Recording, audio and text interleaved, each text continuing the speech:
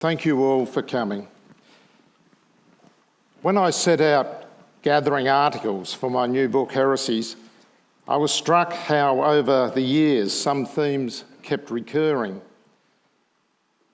One of the most important was the centrality of freedom of speech and expression. I grew up in Tasmania amidst a great silence about the island's twin traumas of its origins: a convict slave system and the closest thing to a successful genocide in world history. That shrill, deafening silence. It shaped everything. In a sense, it has not simply informed all I've ever written, but it is why I write. To name, to point, to witness. I recently came across a story in Haaretz, the last significant opposition newspaper in Israel, which told of a remarkable Israeli called Lee Mordecai. A medieval scholar, Mordecai has, over the 3 years of the Gaza war, compiled an online report called Bearing Witness to the Israel-Gaza War.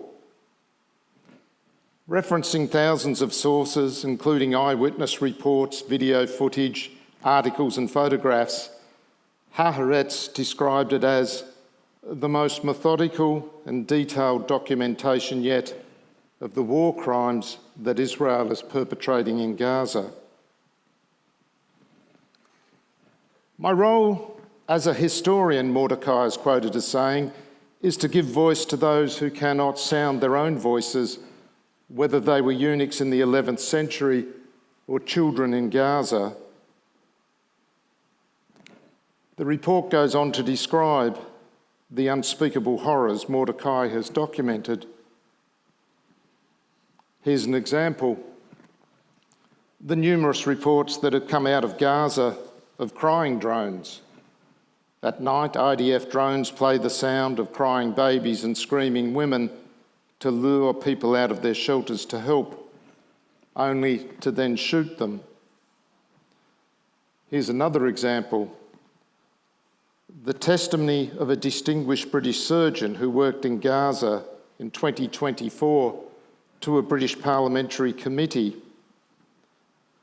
Professor Nizam Mahmood, and I quote from the BBC report, broke down as he described children's accounts of being shot by quadcopters. The 62-year-old surgeon told MPs, "What I found particularly disturbing was that a bomb would drop, maybe on a crowded, tented area, and then the drones would come down." The report goes on. His face shook with emotion as he paused for several seconds to compose himself. He continued, "The drones would come down and pick off civilians, children. We were operating on children who would say, 'I was lying on the ground after a bomb had dropped, and this quadcopter came down and hovered over me and shot me.'" According to UNICEF, 21,289 children have been killed in Gaza. The World Health Organization calculated that in 2023, one child was being killed in Gaza every 10 minutes. Asked which of the thousands of images of horror had had the greatest impact on him, Mordecai spoke of a photo of the body of a 62-year-old man run over by a tank, his body mangled beyond recognition. His hands were zip-tied, indicating he was detained when killed. "I have never in my life seen anything like that," Lee Mordecai told Haaretz. But worse than that was the fact that the image was shared by soldiers in an Israeli Telegram group and got very favourable reactions, he continued. The image was captioned, "You're going to love this." 2 years ago, I was to travel to Gaza under the auspices of the UNHCR with my friend, the artist Ben Quilty, our goal was simple: to describe what we saw, heard, smelt and touched with Ben's drawings and my words. Like Lee Mordecai, we saw our work not as taking sides, but as bearing witness. The trip fell apart when the sister organisation organising logistics in Gaza, the UNWRA, was banned from Gaza by the Israeli government. Before the ban happened and we were still going, Ben was told a very specific detail by the organisers that we needed to understand: that we would be seen as a legitimate target for killing by the Israeli Defence Force. I confess I took that a little personally, but I shouldn't have. To want to put a bullet through my brain for wanting to do my job, or to blow me up or bury me alive or incinerate me, as it has serially murdered so many other journalists in Gaza and now in Lebanon, is nothing other than business as usual for the IDF, for which, as Australia learnt this week in the case of the murder of aid worker Zomi Frankham, Israel has cleared its army of any criminal wrongdoing. According to the Committee to Protect Journalists, the CPJ, Israel was responsible for two-thirds of all press killings in the world in both 2024 and 2025. More journalists have been killed in Gaza by the IDF than in the entirety of World War II. Why would the Israeli state, which claims to be the only democracy in the Middle East, be party to such serial murder of the innocent? The answer is very simple. It has to kill every journalist. It has to silence every voice that seeks to bear witness to truth, so that it can keep its own citizens and the world ignorant of the orgy of evil it has visited on the Palestinian people over the last 3 years in Gaza and now in the West Bank and in Lebanon. In those countries where a bullet can't be used, the deadliest slur to throw is that of anti-Semitism. And Israel is now seeking to silence us here in Australia with just that slur. This matters, and it matters enormously, for the guarantee of Australian democracy, our democracy, is not to be found in Parliament, nor with our elected representatives, but in freedom of speech and expression and the right to protest. And these freedoms are now endangered in Australia by the politicisation and weaponisation of the Bondi massacre by what no less a figure than Australia's former Foreign Minister Bob Carr has described as a foreign influence operation, an operation led by those Carr and many others call the Israel lobby. The Israel lobby is not the same thing as the Australian Jewish people, nor is it composed solely of Jews. Ask Chris Minns. While some of Australia's leading Jewish figures, the likes of Louise Adler, Sarah Schwartz, Anthony Lowenstein, and David Laser, who I understand speaking here later today, have spoken out against the Israel lobby and tried to warn their fellow Australians just what is at stake. There is nothing unusual or necessarily wrong about a lobby group. No doubt the porn industry has one, and Russia has one, and so too the United Arab Emirates. But the porn industry is not seeking to limit our right to protest. And neither Russia nor the UAE are seeking to stifle our freedom of speech and threatening to pervert our democracy. Neither Russia nor the UAE is seeking to install oversight committees in every significant arena of Australian public life to ensure that Russia's criminal acts in the Ukraine war or the UAE's criminal acts in sponsoring genocidal proxies in the Sudan civil war are never in our country questioned, criticised or truthfully exposed. But these things are just what are being proposed for Australia by the Special Envoy for Anti-Semitism, Gillian Segal, and her supporters in the staunchly pro-Israel organisations, the Australian Israel and Jewish Affairs Council, the Zionist Federation of Australia, and the Executive Council of Australian Jewry. And these things are happening with the support of a cowed Albanese government, a government with all the spine of a licorice stick.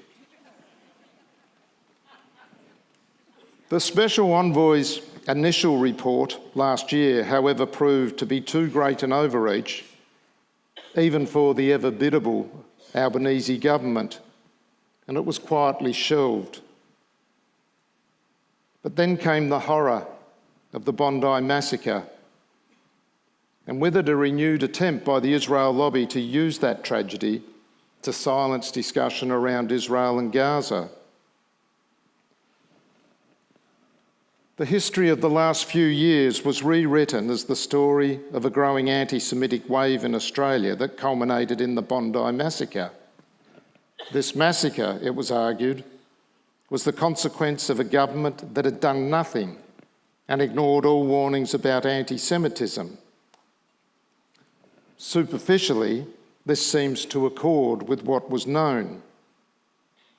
There had clearly been an appalling increase in attacks on synagogues, businesses, in abuse and harassment, some of it deeply shocking. But when we ask questions of this revised history, much of it collapses into a more qualified, complex pattern of events. First, as many witnesses to the Royal Commission have made clear, they had experienced little anti-Semitism in their lives in Australia prior to the October 7 massacre of 1,200 Israelis by Hamas. So what does this tell us? That Australia has a systemic, long-standing problem with anti-Semitism demanding draconian action? Or were there other things happening? A question needs to be asked.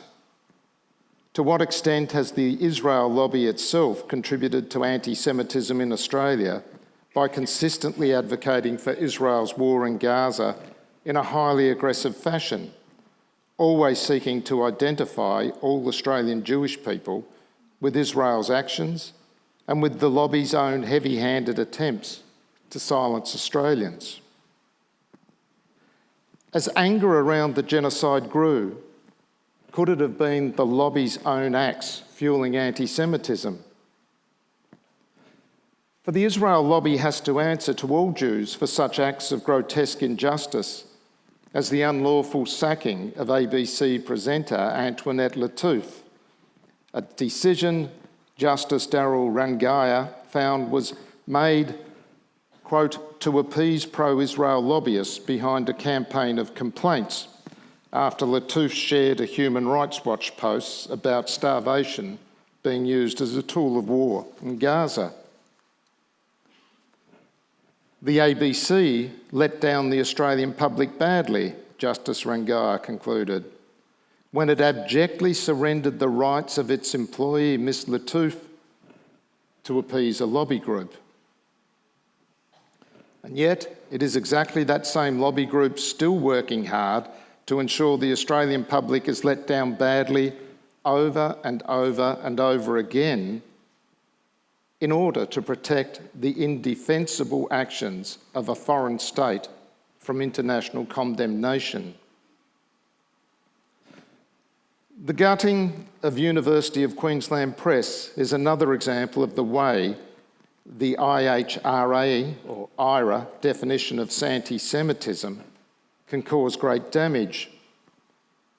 Because the University of Queensland had signed up to the IRA definition, its subsidiary, UQP, one of Australia's most storied and celebrated literary publishers, was made to pulp a children's book that had been illustrated by a man who had written an online essay about Israel. That essay was stupid and offensive. But on the other hand, it had nothing to do with his children's book illustrations. In consequence of the book's pulping, many of UQP's celebrated lists of writers left, including its most distinguished Indigenous writers.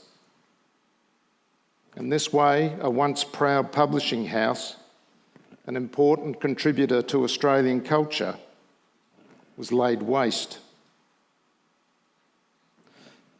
Australians were, last time I looked, still allowed to say stupid and offensive things if they are within the law. We wouldn't have the Murdoch press if it were otherwise.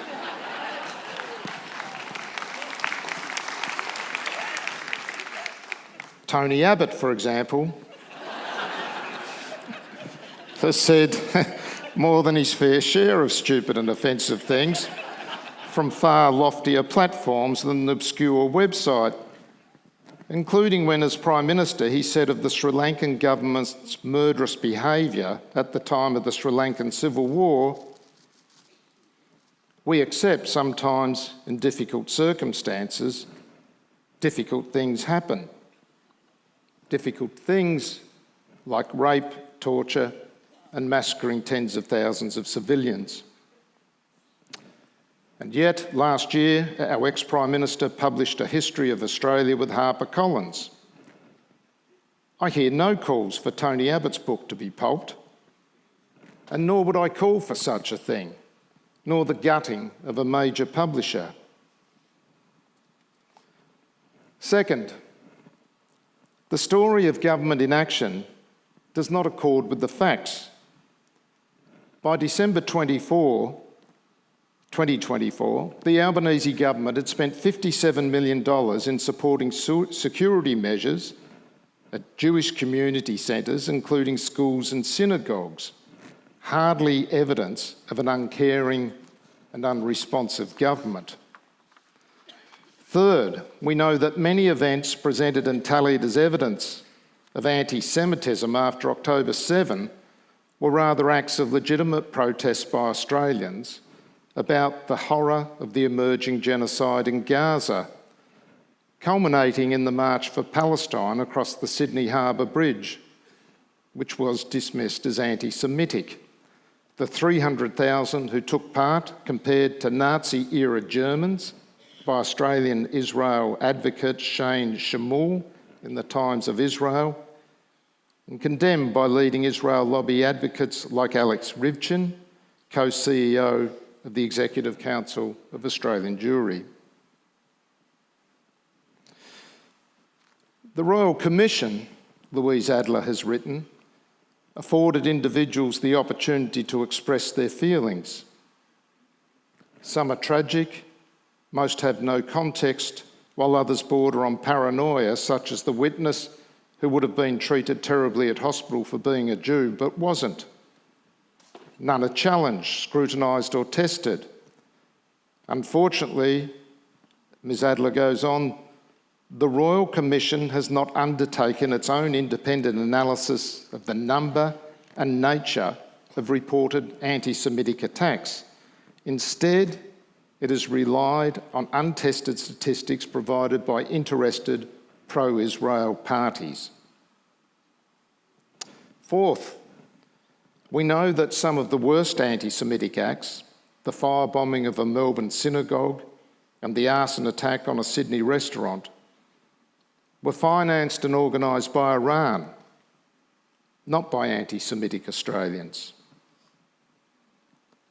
Finally, we have the massacre itself. We were told this was an inevitable consequence of the building wave of Australian anti-Semitism. But was it? The evidence publicly available to date suggests that the two shooters were radicalised by online international terrorist groups, and their mass murder was made possible by a combination of lax gun laws, poor surveillance, and inadequate policing on the day.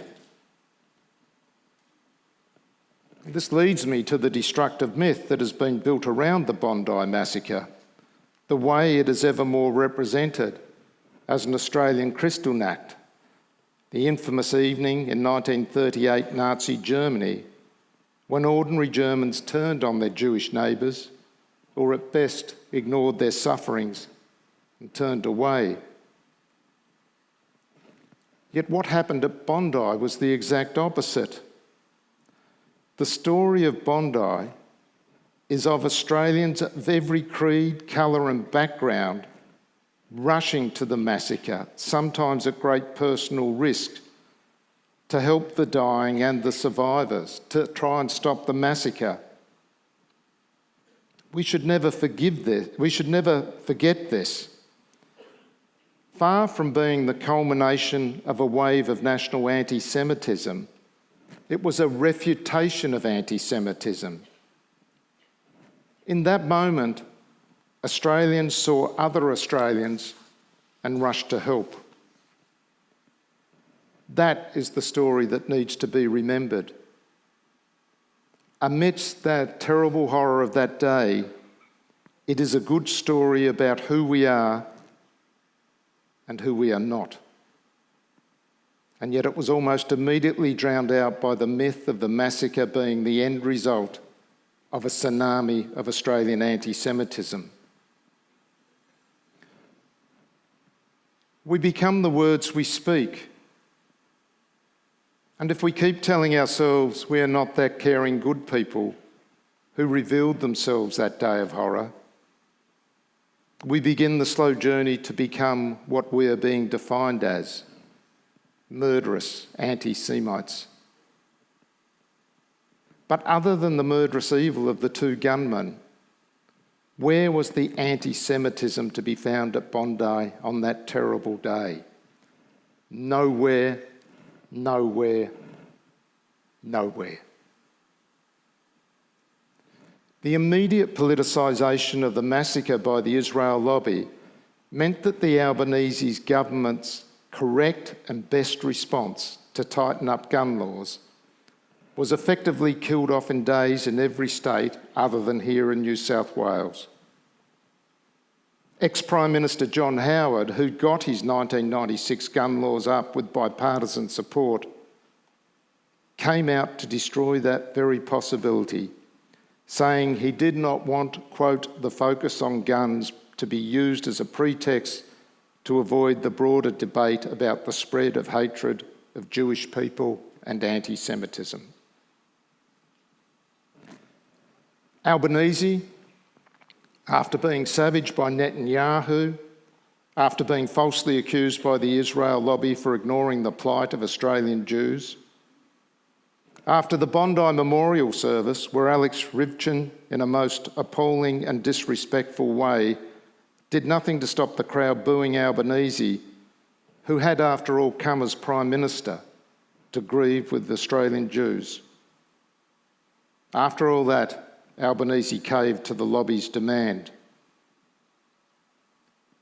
And so, instead of fully backing a gun buyback that would have been a practical good for all, not least terrified Australian Jews, he adopted in full the Siegel report, the same report he had previously quietly shelved. He ordered a royal commission that immediately and perhaps terminally compromised any findings it might make by adopting the discredited IRA definition of anti-Semitism. Meant to be an inquiry into anti-Semitism, it never even inquired into what anti-Semitism is and what is its history.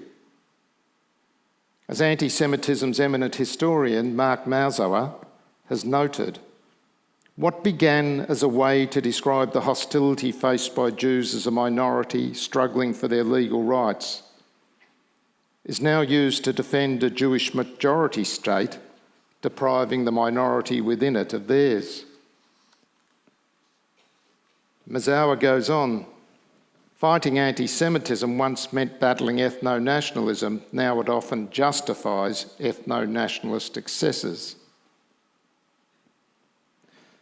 Yet in the name of that anti-Semitism, the special envoy in her report, her handbook and her public utterances has made very clear that every aspect of Australian life over which the government has leverage, the special envoy now also wishes to have leverage, and solely on her terms, which, given her record, are certain to be terms that please Israel, a foreign nation.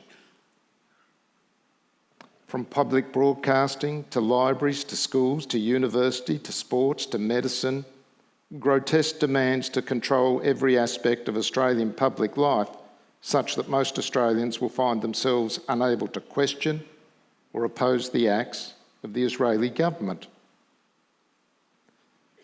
The mechanism for this silencing of discussion about Israel, the discredited IRA definition, is disowned even by its lead drafter, Kenneth Stern, himself a Zionist, who was warned of it being weaponised, described it being used as a new punitive state policy as, quote, a horrible idea that he has said would lead to McCarthyism.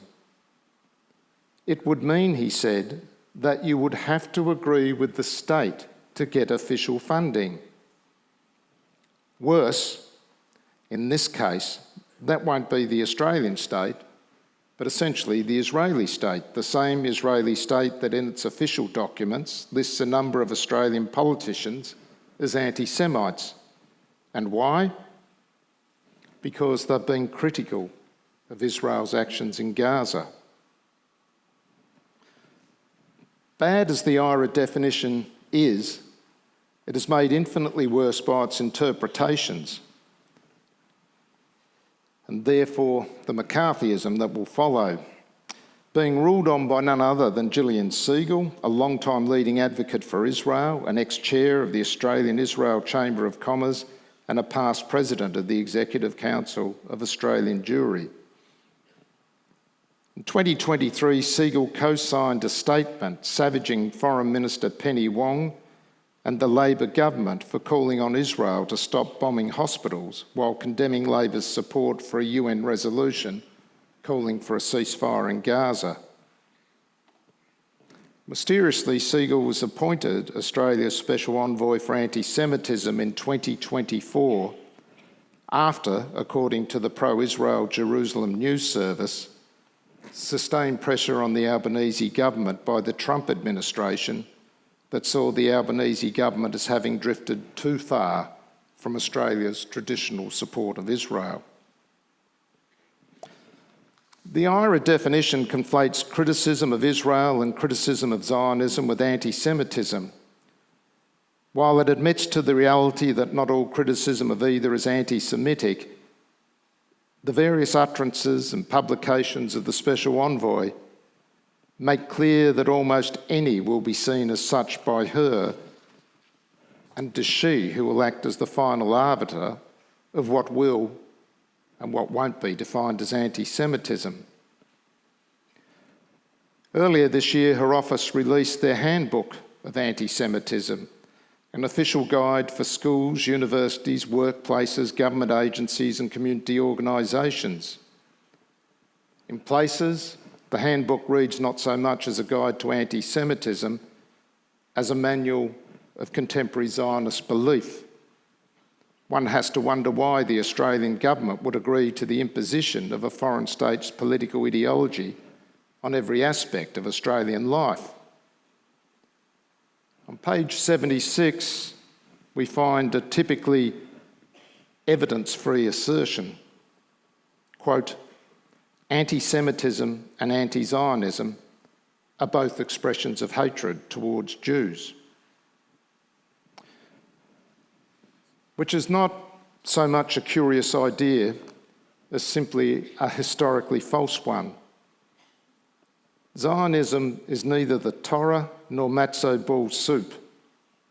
Zionism arose out of the same fetid ethno-nationalist ferment of the late 19th and early 20th century Europe that also gave the world Nazism, fascism, extreme nationalism and authoritarianism.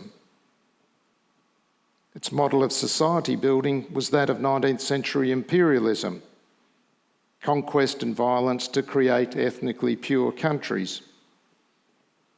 Israel's supporters bristle at the idea of Israel being a colonial project, but the early Zionists had no such qualms. The word colony appears often in its early writings, with an honesty about what a colony meant for its land's original inhabitants. None of this is remarkable, for Zionism's founder, Theodor Herzl, presciently wrote in 1896 in The Jewish State, "Universal brotherhood is not even a dream.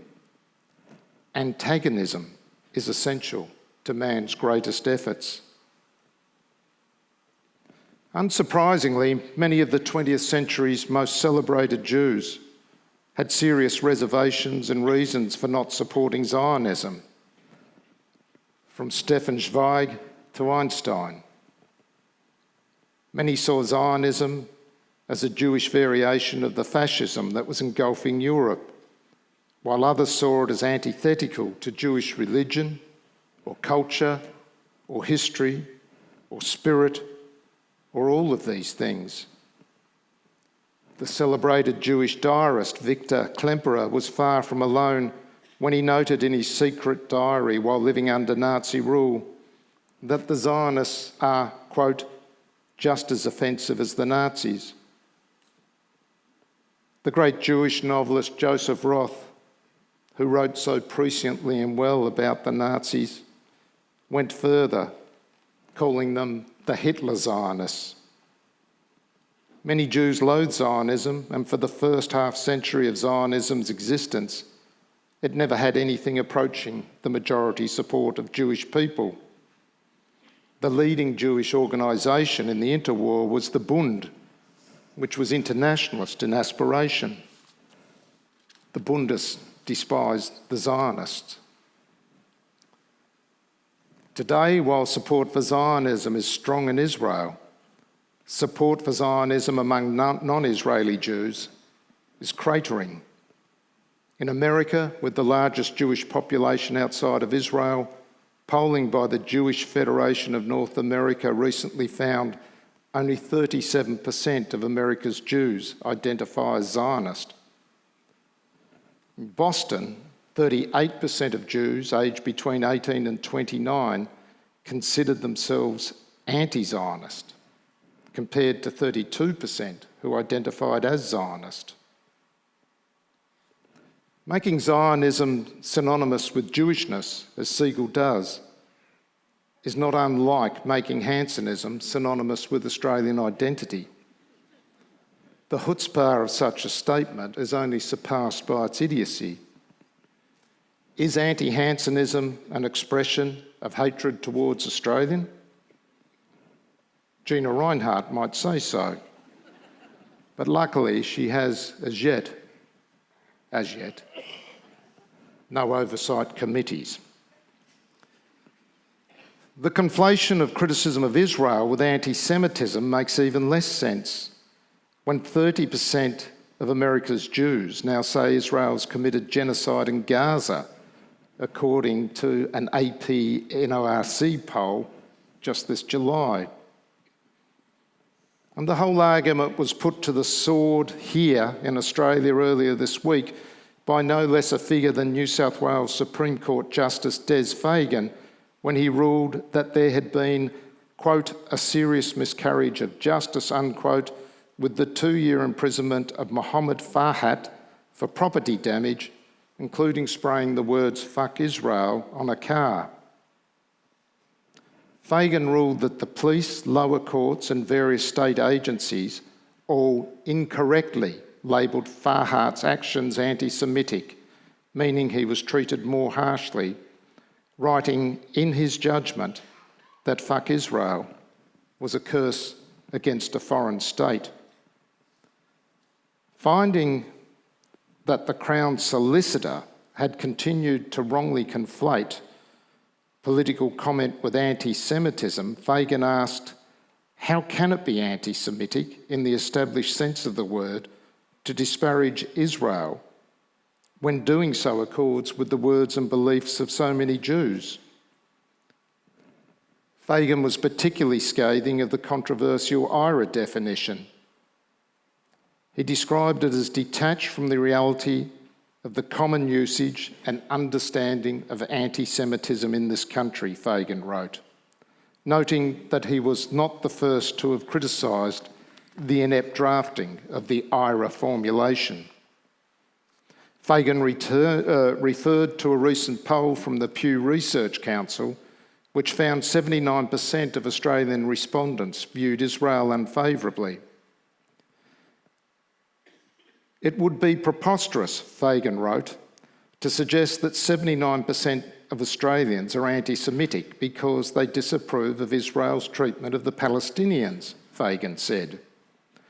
Australians who strongly disapprove of Israel's treatment of the Palestinians have freedom to express their views. And there we have it. We are free, and we must not surrender that freedom. Yet it is under attack, and we must stand up for it. The ways in which the Siegel report and recommendations can deeply damage our democracy are frightening to ponder.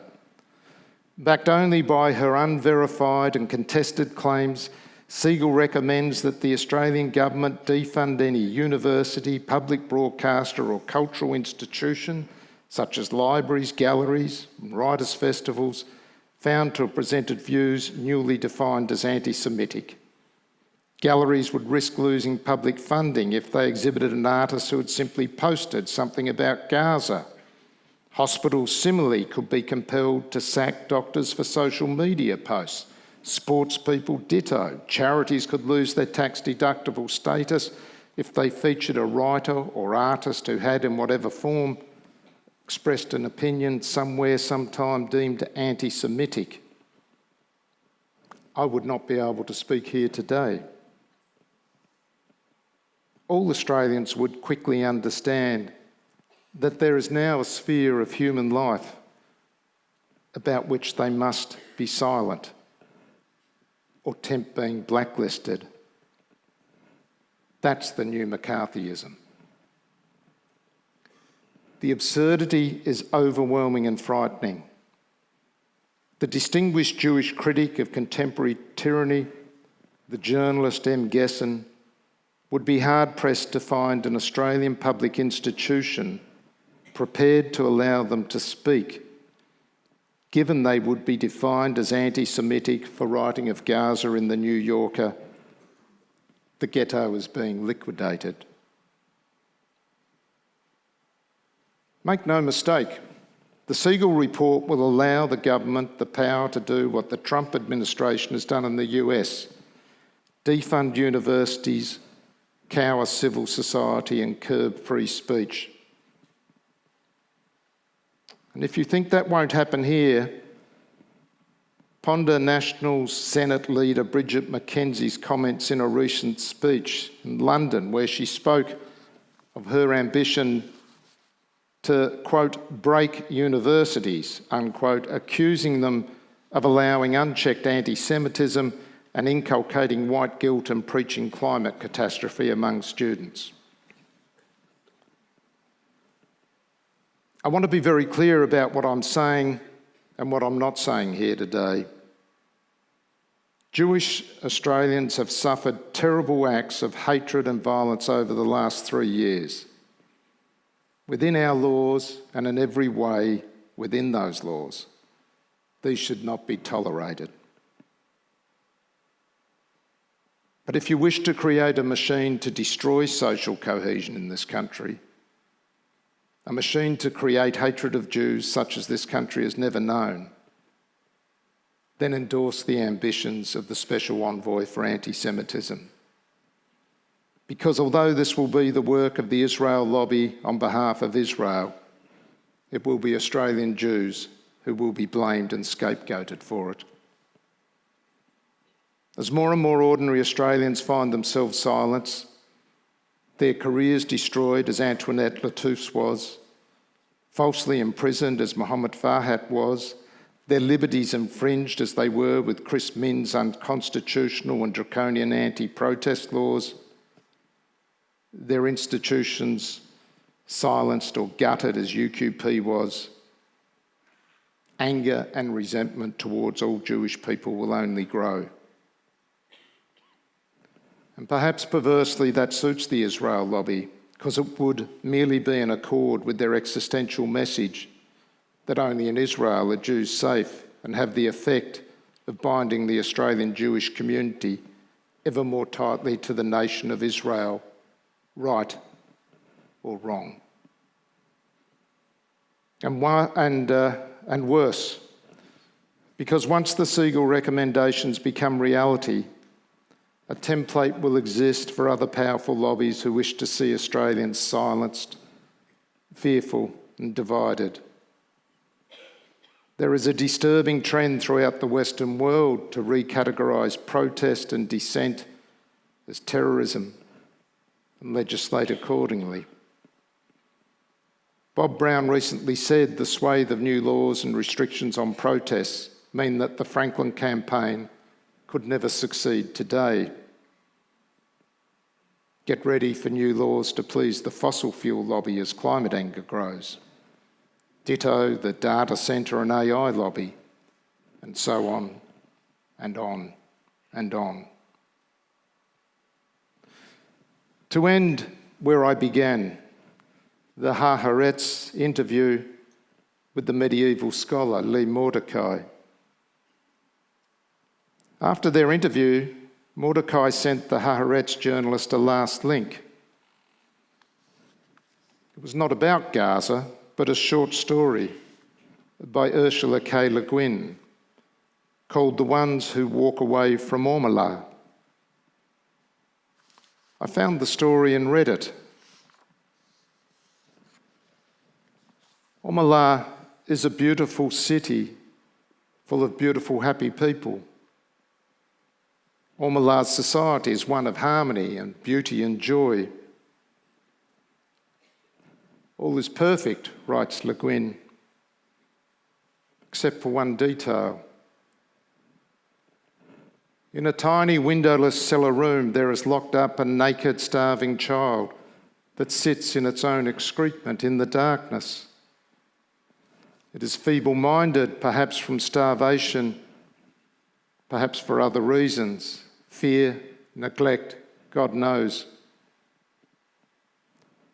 All the people of Omelas know the child exists. They would like to do something for the child, but there is nothing they can do.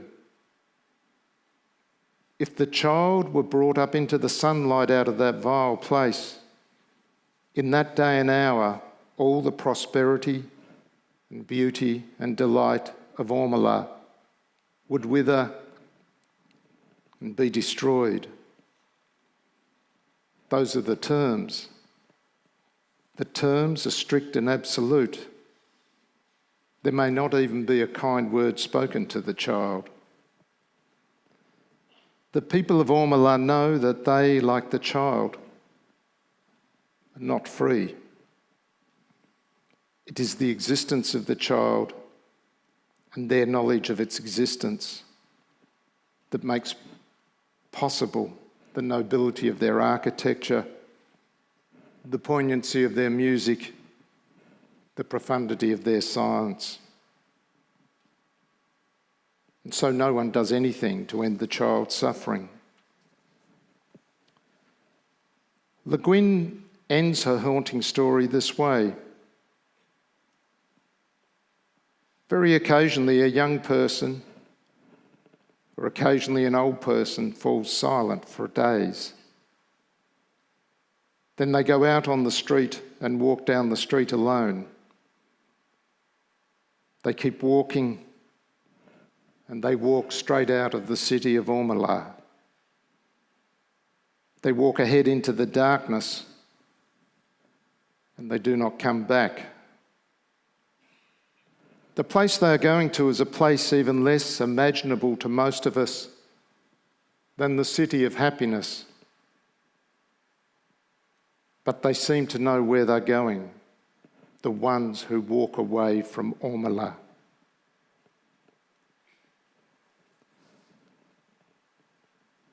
It's time each of us began to walk towards our most fundamental freedom, to name, to point, to bear witness to the truth. It's time all of us began to walk away from Omelas. Thank you for listening.